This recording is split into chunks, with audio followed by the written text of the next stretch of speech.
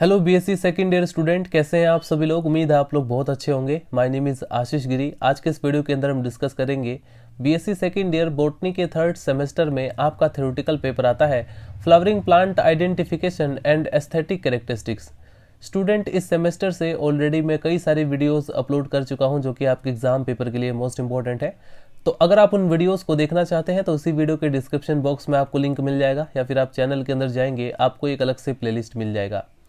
इस सेमेस्टर से हम लोग फैमिलीज को कवर कर रहे थे। आज हम कवर करेंगे एक most important family, family Poaceae.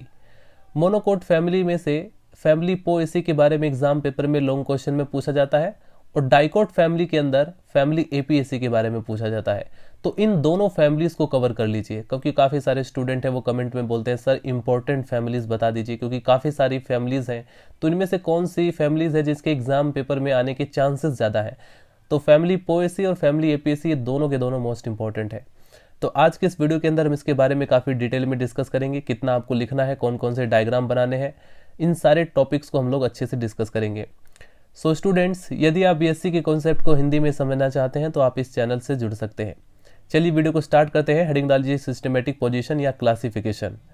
Family Poaceae को डिवीजन एंजियोस्पर्मी के अंदर रखा गया है, क्योंकि ये अपनी लाइफ साइकिल के ड्यूरिंग फ्लावर को प्रोड्यूस करते हैं। आफ्टर फर्टिलाइजेशन इनका जो ओव्यूल होता है वो शीड में डेवलप हो जाता है। इसके बाद फैमिली पोएसी को क्लास मोनोकोटिलेडन्स के अंदर रखा गया है। मोनोकोट के कई सारे ऐसे कैरेक्टर है जिसके बेस पर आप लोग पहचान सकते हैं कि कोई प्लांट मोनोकोट है या डाइकोट है। मोनोकोट प्लांट की अगर आप लोग लीफ को देखेंगे तो उसमें पैरेलल वेनेशन देखने को मिलता है। उनके जो फ्लावर्स होते हैं वो जनरली ट्राइमेरस होते हैं। मोनोकोट प्लांट के एम्ब्रियो में एक कोटिलेडन प्रेजेंट रहता है। सीरीज ग्लूमेसी के अंदर इसे रखा गया है और फैमिली है ग्रेमिनी या पोएसी। चलिए स्टूडेंट, डिस्कस करते हैं फैमिली पोएसी के डिस्ट्रीब्यूशन के बारे में। तो इस कुल के अंतर्गत लगभग 523 यानी 523 जिनेरा है, 500 स्पीसीज हैं, और ये डिस्ट्रीब्यूशन में world wide in distribution show करते हैं, यानी विश्वव्यापी हैं। सारी दुनिया में इसका डिस्ट्रीब्यूशन पाया जाता है। मुख्य रूप से इस कुल के जो सदस्य हैं वो टेम्परेट रीजन में मिलते हैं, परंतु ट्रॉपिकल व सब ट्रॉपिकल एरियाज में भी पाए जाते हैं। भारत में ये उत्तरी शीतोष्ण भागों में शरद ऋतु में पाए जाते हैं। ये पौधे घास व अनाज की फसलों के रूप में पाए जाते हैं। स्टूडेंट्स, अब आप लोग हेडिंग डालीजिए वेजिटेटिव कैरेक्टर। वेजिटेटिव कैरेक्टर के अंदर आप लोगों को 4 पॉइंट मेंशन करने पड़ते हैं: habit, root, stem and leaf. सबसे पहले हम हैबिट के बारे में डिस्कस करते हैं। इस फैमिली के जो पौधे होते हैं वो एनुअल हर्ब्स होते हैं, वार्षिक आय, जो अपनी लाइफ साइकिल को 1 साल में कंप्लीट करते हैं। कुछ पौधे जो होते हैं बाइनियल भी होते हैं, पेरिनियल भी होते हैं, क्लिम्बर होते हैं और वुडी भी होते हैं। रूट के अगर हम बारे में डिस्कस करें तो इस फैमिली के मेंबर्स में जो रूट पाई जाती है वो एडवेंटिट्यूअस व फाइब्रस होती है। मेज आदि में स्टिल्ट टाइप की होती है। यदि हम स्टेम के बारे में डिस्कस करें तो यह जनरली हर्बेसियस होता है, कभी कभी वुडी होता है, इरेक्ट होता है, यानी ऊपर की तरफ उठा हुआ होता है, प्रोस्टेट भी होता है, क्रीपिंग भी होता है। यह जनरली फिस्टुलर होता है, कभी कभी जैसे फॉर एग्जांपल मेज आदि में सॉलिड भी होता है। अब हम डिस्कस करते हैं लीफ के बारे में।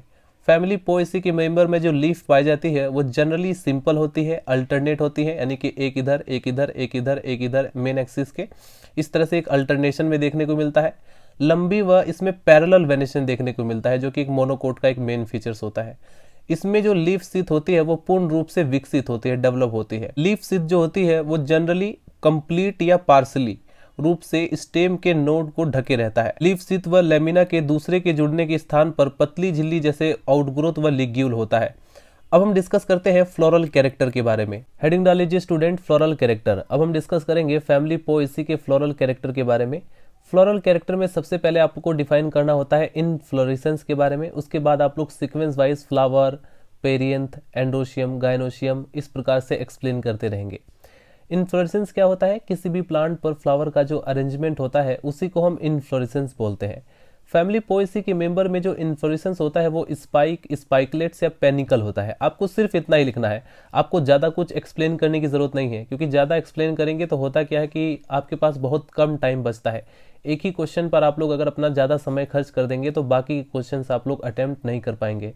तो आप लोगों को इन्फ्लोरेसेंस में सिर्फ इतना लिखना है, राइट। समझने के लिए आप लोग इसको समझ सकते हैं। जनरली इसमें स्पाइक ऑफ स्पाइकलेट्स तथा कभी कभी पेनिकल टाइप का इन्फ्लोरेसेंस पाया जाता है। इस फैमिली में जो फ्लावर्स होते हैं वो बहुत ही स्मॉल होते हैं और डेंस स्पाइक्स पर उत्पन्न होते हैं। ये स्पाइक्स और स्पाइकलेट्स जो होते हैं ये कॉम्प्लेक्स स्पाइक्स बनाती हैं तथा यह मिलकर स्पाइकलेट्स के रूप में परिवर्तित हो जाती हैं। प्रत्येक स्पाइकलेट्स एक इरेक्ट एक्सिस होती है, यानी ऊपर की तरफ उठी हुई एक एक्सिस, जिस पर प्राय 3 से 5 तक फ्लावर स्पेशल ब्रैक्ट सहित पाए जाते हैं। राइट, उसमें स्पेशल ब्रैक्ट पाया जाता है। जनरली प्रत्येक स्पाइकलेट्स के आधार पर यानी इसके बेस पर स्ट्राइल ग्लूम्स का एक पेयर पाया जाता है, एक युगल पाया जाता है, जोड़ा। इन ग्लूम्स के ठीक ऊपर कई पुष्पक यानी फ्लोरेट्स होते हैं जो कि पार्शियली रूप से ग्लूम से ढके रहते हैं। बहुत ज़्यादा इसको एक्सप्लेन करने की ज़रूरत नहीं है, सिर्फ समझ लेने की ज़रूरत है कि फैमिली पोएसी के मेंबर में जो इन्फ्लोरेसेंस पाया जाता है वो स्पाइक होता है, स्पाइकलेट्स होता है और पेनिकल भी होता है। अब आपको एक्सप्लेन करना होता है फ्लावर के बारे में। हेडिंग डाल लीजिए स्टूडेंट, फ्लावर। फ्लावर जो होता है फैमिली पोएसी के मेंबर में ब्रैक्टिएट होता है, यानी कि ब्रैक्ट प्रेजेंट रहते हैं जनरली। सेसाइल होता है। सेसाइल क्या होता है, जैसे फॉर एग्जांपल ये हमारे पास एक मेन एक्सिस है और इस मेन एक्सिस के जनरली जो फ्लावर होते हैं कुछ इस प्रकार से लगे रहते हैं। राइट, एक पेडिसल होता है, उसके बाद एक यहाँ पर फ्लावर लगा रहता है। लेकिन अगर ये फ्लावर डायरेक्ट इस स्टेम से अटैच हो, यानी बीच में कोई पेडिसल ना आए, तब हम इस फ्लावर को कहेंगे सेसाइल। जैसे ये डायरेक्टली इस स्टेम से अटैच है तो इसको सेसाइल कहेंगे। तो इसमें सेसाइल, हर्मेफ्रोडाइट यानी कि दोनों प्रकार के इसमें सेक्स ऑर्गन्स पाए जाते हैं, या कभी कभी यूनिसेक्सुअल भी होता है। और सिमेट्री के बेस पर देखा जाए तो फ्लावर जो होता है वो जाइगोमॉर्फिक होता है, राइट, और इरेगुलर होता है। तो ये थे फ्लावर के कैरेक्टर। उसके बाद आप लोग पेरियंथ हेडिंग डालेंगे। यह प्राय अनुपस्थित होते हैं। जनरली जो पेरियंथ होता है वो एब्सेंट होता है। लोडिक्यूल्स को कभी कभी अविकसित यानी कि रिड्यूस पेरियंथ माना जाता है। इसके बाद आप लोग हेडिंग डाल लीजिए एंड्रोशियम। जनरली इसमें 3, कभी कभी जैसे फॉर एग्जांपल चावल में से 6 पुंकेसर यानी 6 स्टेमेंस पाए जाते हैं। इसमें फिलामेंट जो होते हैं वो लंबे होते हैं, लॉन्ग होते हैं और फ्री रहते हैं, स्वतंत्र रहते हैं। तथा एंथर जो होते हैं वो बाइसेल्ड होते हैं, वर्सेटाइल होते हैं और इंट्रोस कंडीशन में होते हैं। राइट, अगर यहाँ पर मैं डायग्राम के बारे में डिस्कस करूँ, किस प्रकार का डायग्राम आपको एग्जाम पेपर की रिटर्न कॉपी में बनाना होगा, तो ये फ्लोरल डायग्राम आप लोग डेफिनेटली बनाएंगे। यदि आप लोगों के पास समय रहता है तो आप लोग फ्लावरिंग ट्विग भी बना सकते हैं, लेकिन ये जो फ्लोरल डायग्राम है ये मोस्ट इंपॉर्टेंट है, इसको आपको बनाना ही पड़ेगा, नहीं तो आपके मार्क्स काट लिए जाएंगे। राइट, आगे बढ़ते हैं स्टूडेंट, डिस्कस करते हैं गायनोशियम के बारे में। हेडिंग डाल लीजिए स्टूडेंट, गायनोशियम। फैमिली पोएसी के मेंबर में गायनोशियम जो होता है वो मोनोकार्पेलरी होता है, यानी कि एक सिंगल कार्पल इसमें प्रेजेंट रहता है। इसमें जो ओवरी होती है वो सुपीरियर होती है, यूनिलोक्यूलर होती है, यानी कि एक लोक्यूल इसमें प्रेजेंट रहता है, एक ओव्यूल युक्त होती है और स्टाइल की संख्या इसमें 2 होती है।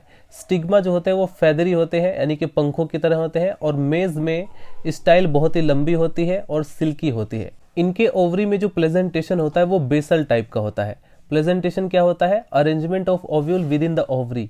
ओवरी के अंदर जो ओव्यूल का अरेंजमेंट होता है उसी को हम बोलते हैं प्रेजेंटेशन। तो इसमें बेसल प्रेजेंटेशन पाया जाता है। इसके बाद फ्रूट को देखा जाए तो सिंपली इसमें कैरियोप्सिस टाइप का फ्रूट पाया जाता है, कभी कभी बेरी और नट भी हो सकता है। शीट जो होते हैं इस कुल के सदस्यों में, शीट जो होते हैं वो एंडोस्पर्मिक होते हैं। पॉलिनेशन अगर इसमें देखा जाए तो जनरली इसमें पॉलिनेशन क्रॉस पॉलिनेशन होता है और वायु के द्वारा होता है। फ्लोरल फॉर्मूला अगर आप लोग सिंपली देखें तो जैसा कि हमने देखा, जाइगोमॉर्फिक फ्लावर होता है, बाइसेक्सुअल होता है और पेरियंथ इसमें जनरली एब्सेंट होता है, या कभी कभी जो है 2 लोडिक्यूल्स पाए जाते हैं। एंडोशियम के अंदर हमने सिंपली देखा जो स्टेमेंस की संख्या होती है वो जनरली 3 होती है, लेकिन जैसे फॉर एग्जांपल चावल उसमें 6 भी होते हैं। गायनोशियम के अंदर हम लोग सिंपली देखते हैं कि मोनोकार्पेलरी कंडीशन यानी कि सिंगल कार्पेल इसमें प्रेजेंट रहता है। तो इस प्रकार से स्टूडेंट ये है फैमिली पोएसी का फ्लोरल फॉर्मूला। अब हम डिस्कस करते हैं इसके इकोनॉमिक इंपॉर्टेंस यानी आर्थिक महत्व के बारे में। तो फैमिली ग्रेमिनी या पोएसी कुल आर्थिक दृष्टिकोण से अत्यंत महत्वपूर्ण है। इस कुल के पौधों से मनुष्य के लिए अनाज, पशुओं के लिए चारा, तेल, शक्कर, बांस आदि बहुत ही उपयोगी वस्तुएं प्राप्त की जाती हैं। फैमिली पोएसी की जो इकोनॉमिक इंपॉर्टेंस है वो मोस्ट इंपॉर्टेंट इसलिए है क्योंकि कई बार अगर ये लॉन्ग क्वेश्चन में नहीं पूछी जाती तो 2 नंबर में शॉर्ट क्वेश्चन में इसका इकोनॉमिक इंपॉर्टेंस पूछा जाता है। तो कम से कम 4 इकोनॉमिक वैल्यू के प्लांट के बोटेनिकल नेम आपको याद होने चाहिए। सो स्टूडेंट ये है फैमिली पोएसी के अंदर आने वाले इकोनॉमिक वैल्यू के प्लांट की लिस्ट। इसमें से कम 4 या 5 इकोनॉमिक वैल्यू के प्लांट के नेम आप लोग याद रख लीजिए, क्योंकि एग्जाम पेपर में लॉन्ग क्वेश्चन में आता है तब भी आपको कम से कम 4 बोटेनिकल नेम आपको याद होने चाहिए। अगर ये शॉर्ट क्वेश्चन में 2 नंबर में आता है तब भी आप लोगों को कम से कम 4 इकोनॉमिक वैल्यू के प्लांट के नेम आपको याद होने चाहिए, और स्पेशली बोटेनिकल नेम। जैसे वीट है, गेहूं का बोटेनिकल नेम है ट्रिटिकम वल्गेरी, ओरिजा सेटिवा जयमेज है, होर्डियम वल्गेरी है, अवेना सेटिवा जई है, या सोरगम वर्गेरी ज्वार है, या पेनिसिटम टाइफोइडिस बाजरा है, सेखेरम ऑफिसिनेरम गन्ना है। इसके बाद बम्बूज स्पीसीज बांस जो होते हैं used for paper and building manufacture. इसके बाद है एंड्रोपोगोन ओड्रेटस जिंजर ग्रास जो होती है, इसका यूज़ किया जाता है परफ्यूम के मैन्युफैक्चर में। इसके बाद वेटिवेरिया जाजानोइडिस खुसखुस इसको बोला जाता है commonly, used for perfume and has medicinal value. इसको परफ्यूम में भी यूज़ किया जाता है और इसकी मेडिसिनल वैल्यू भी है। इसके बाद नंबर 12 पर आता है सेखेरम मूंजा। इस पौधे से मूंज प्राप्त होती है जो कि अनेक प्रकार से उपयोगी है। यानी ये जो आप लोग देख रहे हैं ऊपर की तरफ, इनका उपयोग मनुष्य के लिए भोजन के रूप में और साथ में पशुओं के लिए चारे के रूप में यूज़ किया जाता है, जैसे बाजरा। सो स्टूडेंट्स, इस सेमेस्टर से लगभग हमने सभी फैमिलीज को कवर कर लिया है। मिलते हैं नेक्स्ट वीडियो में। वीडियो पसंद आए तो लाइक करें, चैनल को सब्सक्राइब कर दें अगर आपको इसी तरह की और भी वीडियोस चाहिए तो। मिलते हैं नेक्स्ट वीडियो में। Bye bye, Tata.